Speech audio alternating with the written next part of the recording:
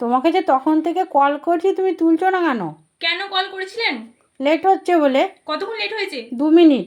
2 minute late হয়েছে বলে call করতে হবে? এটুকু সহ্য নেই? দেখতে পাচ্ছেন তো বাইরে বৃষ্টি হচ্ছে, তার মধ্যে কল করতে হবে? আর আমি যে এত সহ্য করে আপনার মেয়েকে পড়াচ্ছি সেটার বেলায় তোকে যে হোমওয়ার্কটা দিয়েছিলাম তুই করেছিস? ও পরীক্ষায় এত কম নাম্বার পাচ্ছে কেন?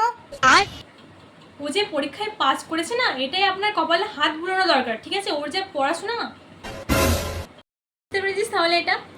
আমরা 3 দিনের জন্য ঘুরতে যাচ্ছি, তোমাকে 3 দিন বেশি পড়িয়ে দিতে হবে। তাহলে মাইনেটাও 3 গুণ বাড়িয়ে দিতে হবে। এটা তো কথা ছিল না। 3 দিন বেশি পড়ানোটাও তো কথা ছিল না। শুনুন না কাকিমা, বলছি যে 1 তারিখ তো হয়ে গেল। মাইনের কথা বলছো? হ্যাঁ। মাইনে তো এ মাসে দিতে পারছি না, সামনে মাসে অ্যাড করে দিয়ে দেবো। এদিকে আপনার মেয়ে পড়াশোনায় মাথামোটা, আর আপনি মাইনে দিতে চাইবেন না। আপনি এক কাজ করুন, একটা মাস্টার খুঁজে নিন যিনি আপনার মেয়েকে ফ্রিতে পড়াবে। আমি আসছি, আমি পড়াতে পারবো না।